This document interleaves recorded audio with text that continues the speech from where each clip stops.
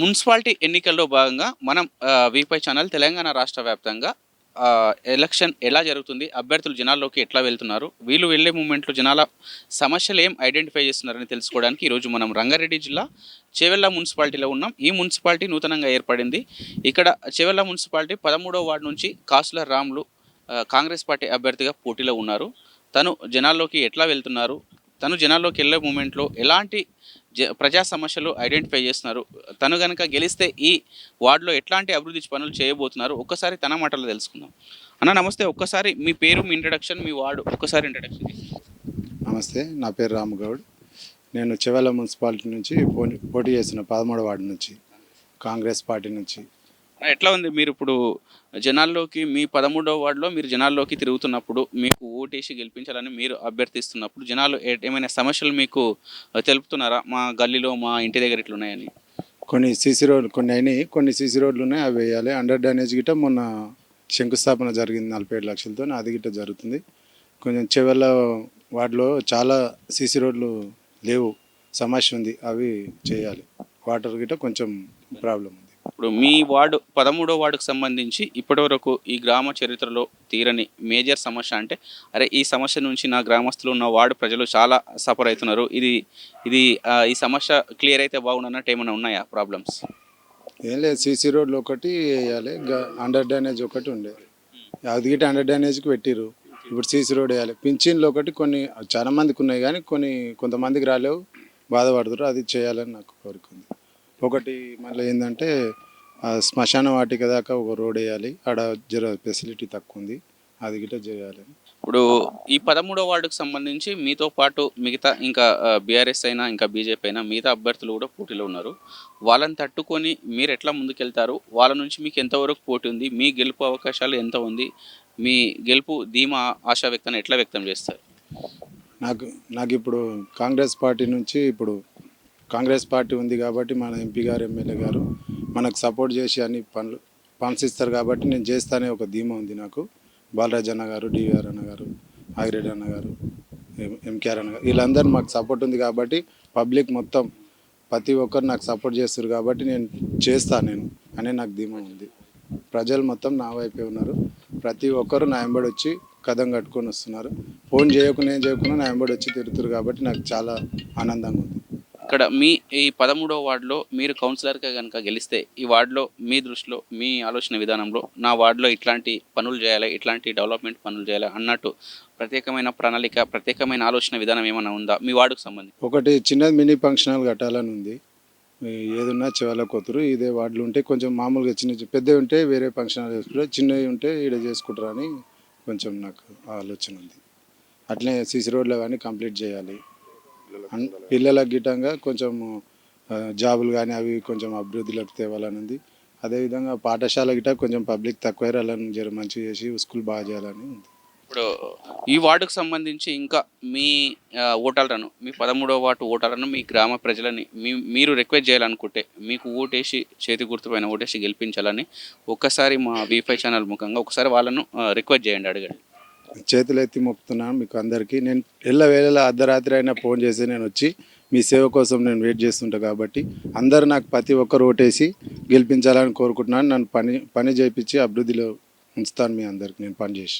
అన్న చెప్పండి, ఎట్లా ఉంది ప్రచారం? ఒక సీనియర్ పార్టీ నాయకులుగా ఎట్లా ఉంది ఊళ్ళో ప్రచారం? అంతా బాగుంది, అందరూ కావాలి, రామగౌడ్ కావాలని కోరుకుంటున్నారు మొత్తం ఊరంతా. ఇంతకుముందు ఏ పని రాత్రి ఫోన్ చేసినా కానీ ఇంటికి వచ్చి తలుపు తడతాడని, మంచి పిల్లగాడని చెప్పేసి అందరు కోరుకుంటారు. ఊరంతా కరం దుక్కుతారు మొత్తం. మేము 20-30 మంది ఉంటే 100 మంది వస్తారు. మేంట ఎనీ టైం గెలిపి, ఎట్టి పరిస్థితుల్లో గెలిపేయాలి ఆ పిల్లగాన్ని. ప్రతి దానికి ఆదుకుంటాడు. ఏ రాత్రి ఫోన్ చేసినా, హాస్పిటల్ ఏమైనా అవసరం ఉంటే, ఇంకేమైనా చిన్న పరిస్థితులు ఏమైనా అవసరం ఉంటే, ఏమైనా పెళ్లి పొందే అవసరం ఉంటే అర్జెంట్ వచ్చేస్తాడు, ఫోన్ చేస్తే వచ్చేస్తాడు. మంచి పిల్లగాడు, గెలిపేయాలి ఖచ్చితంగా కానీ అందరూ అనుకుంటారు ఊరంతా. నిన్న మొన్న వరకు ఇప్పుడు చేవెళ్ళ మున్సిపాలిటీ ఈ 13వ వార్డులో మొన్న వరకు టికెట్ ఒకటి ఇష్యూగా కొద్దిగా అది న్యూసెన్స్ అయింది బయట చూడడానికి. అది ఎట్లా సర్దుకున్నారా? అదేమన్నా ఉందా? సర్దుకొని పోతారా? ఎట్లుంది? సర్దుకొని పోతాం, అది సర్దుకొని పోతాము. అధిష్టానం గుర్తించి సర్వే మనకే చెప్తున్నది. ఎమ్మెల్యే గారు, ఎంపీ గారు కూడా అందరూ మనకి సపోర్ట్ చేసి మనకు టికెట్ ఇచ్చాడు.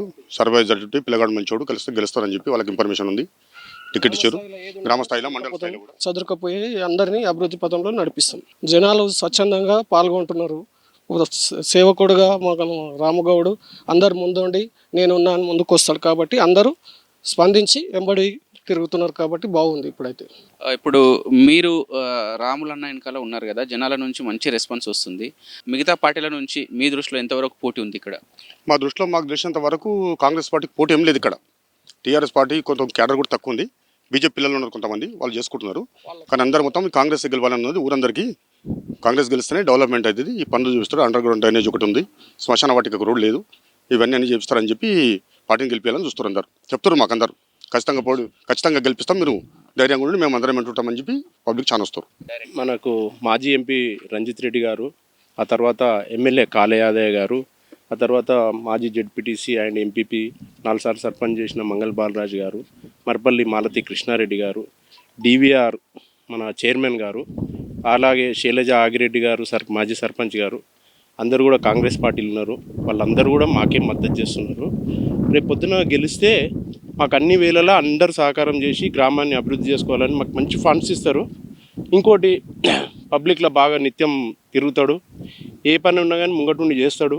ఎనీ టైం మనకు అవైలబుల్ ఉంటాడు. ఇది కాదు, ఇది రాదు, ఇది చెయ్యనేనని అనడు.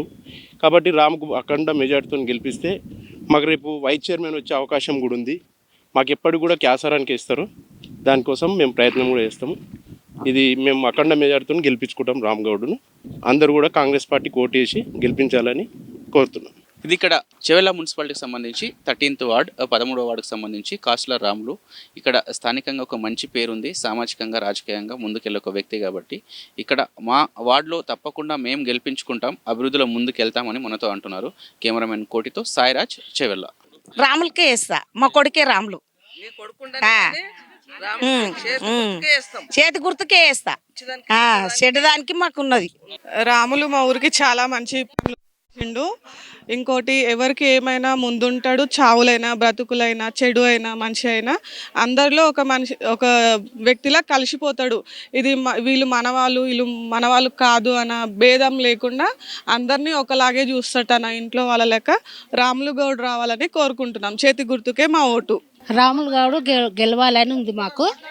ఆయన పదవి మీద లేకున్నా సరే మా మోరీ సర్పంచ్ ఏం చేయలేడు. మాకు మోరీ ఇల్లు కట్టించిండు. మాకు సొంత పైసా పెట్టి మాకు మోరీ కట్టించిండు. ఆయన ఉద్దేశం ఎవరన్నా హాస్పిటల్కి పోవాలన్నా సొంత పైసా ఖర్చు పెట్టి వాళ్ళకు హెల్ప్ కూడా చేసిండు. మాకు రాము గౌడ్ రావాలని కోరుకుంది. చేతి గుర్తుంది, చేతి గుర్తుకు వేయాలి. అందరికీ నమస్కారం. చేతి గుర్తుకు వేయాలి. మాకు సాయం చేస్తాడు. మా రాము గెలవాలని మేము కోరుకుంటున్నాము. అందరికీ ప్రజలకు అందరికీ నమస్కారం. అంతా చేతి గుర్తుకే మన ఓటు. చేతి గుర్తుకు ఓటేస్తా, రాములన్నను గెలిపిస్తా. చేతి గుర్తుకు ఓటేస్తా. మాకు అన్ని మంచిగా చేసారు. వాళ్ళ నాయన ఉన్నప్పటి సంది అప్పుడు సంది కూడా మాకు అన్ని మంచిగానే చేసిండ్రు.